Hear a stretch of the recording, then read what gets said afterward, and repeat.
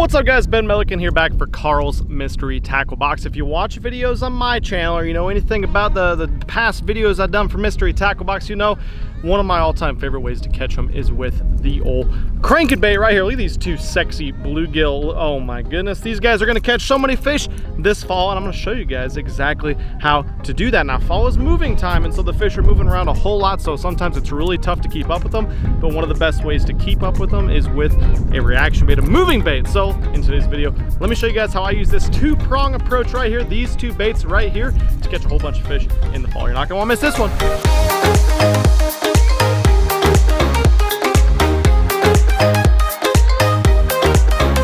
All right, so first bait up in my two-prong approach is an absolute bona fide stone cold killer, and that is 6 cents flat 75. You know, before we get into these baits, we gotta talk about fall locations. So fish are constantly moving in the fall. Fish are making a huge transition, whether they're in shad lakes, whether they're in bluegill lakes, no matter what kind of lakes they're in, they're moving, and they're generally moving to the back of creeks. They're moving up into shallow water. They're moving wherever that cold, oxygen-rich water is, and you want to be moving right there with them. And my favorite way to cover water and to find those fish is with the crankbait, absolutely. Now, when I'm fishing stuff that looks like this right here, we got chunky riprap looking stuff.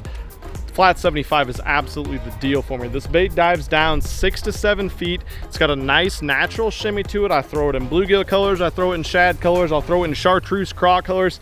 Just about whatever forage you want to match. They are absolutely awesome for covering water and catching fish. Chunky rock conditions absolutely call for this bait. Now, when I'm fishing this flat 75, I absolutely want it to be as natural of a profile and as a bait as possible. This guy works so well because it's a flat side crankbait, which means it'll work in water temperatures way colder than you probably would think. So I've caught fish on this bait down in the Ozarks and anywhere with rocky habitat and water down to, I don't know, probably 36, 37 degrees. They just flat out eat it with those flat sides. The flatter sides give it a more natural, appealing look, a nice tighter wiggle for those bass. And so when you're fishing stuff like this, you know, you got some chunky rock mixed with some more horizontal laydowns and stuff, I try to just kind of worm that crankbait over the top of that cover, and that's generally how you're going to get all your bites. You're not going to get bit on a crankbait if you're way off the bank and you're firing casts straight at the bank and fishing it back towards you.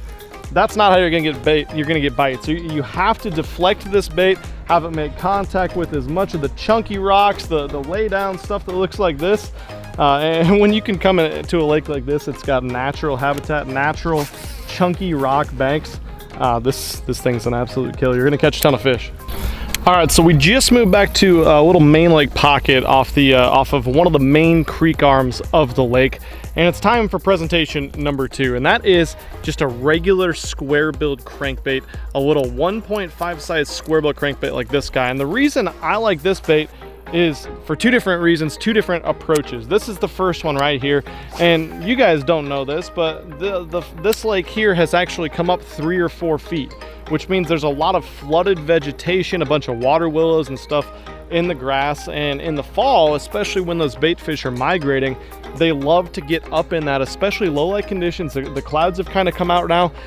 Whenever you got low light conditions, first thing in the morning, in the evening, cloudy conditions, the bait fish, shad, bluegill, everything love to get up into that water willow.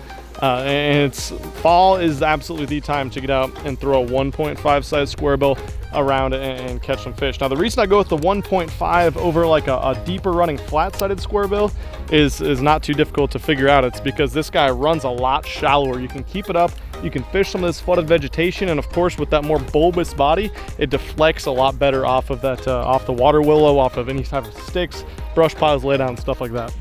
Now again, just like when we're fishing that flat-sided crankbait and we're trying to bang it off as many rocks and laydowns and timber and docks and stuff like that as we can, same exact deal with the square bill crankbait. It's a worthless bait if you're not running into stuff, and it's a worthless bait if you're gonna stand on the boat and cast straight to the bank. You wanna get as tight to that cover as you can, get a nice parallel angle to keep your bait in the strike zone the longest amount of time possible. And even with grass, it's something that you think you're gonna get bogged up in. You know, if those treble hooks get bogged up in that grass, just give it a quick pop, and oftentimes that's gonna trigger a reaction strike more so than about anything else you can do. So absolutely get parallel, get tight with the cover, and fish some of these water willows for sure in the fall. It's one of my favorite different types of cover you don't hear a lot of guys talking about with the crankbait.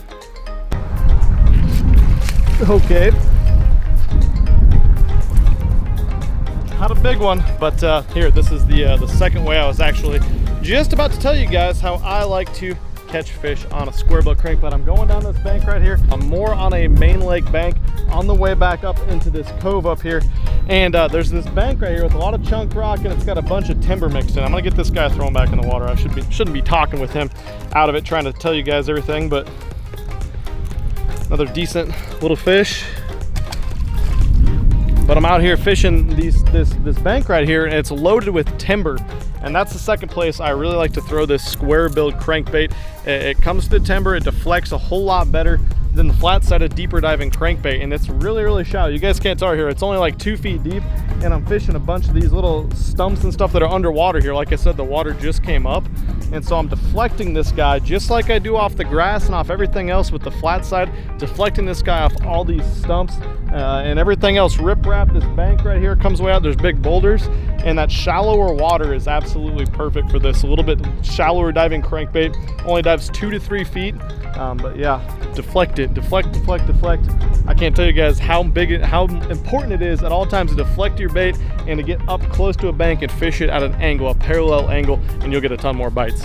So as far as tackle I like to throw this guy on, you know, I throw this stuff almost exclusively with all my shallow running crankbaits, so it's nothing new to you guys, but if you haven't seen it, you got questions about it, this right here is my setup. 7.2 medium heavy, moderate fast action rod. That slower action rod, you don't want a super fast rod, you want it slower action so that fish can suck those treble hook baits in without you pulling it away and snatching away from them. The reel I use is always a 6:3 to 1 gear ratio reel. I love that speed for cranking. It's deep crank, shallow crank, everything in between. It's not so fast you're blowing that bait out, but it's not so slow that you can't catch up with them when they come at you. And then I always crank with fluorocarbon line. This right here is 15-pound fluorocarbon line. I strongly recommend that for your shallow crankbaits. I think you definitely need heavier than 10 or 12-pound line, because if those big fish get you back behind some of these stumps and this nastier cover you're fishing around, you're definitely gonna want the strength of that 15-pound line. But you don't want too heavy, you know, 17, 20, 25-pound line.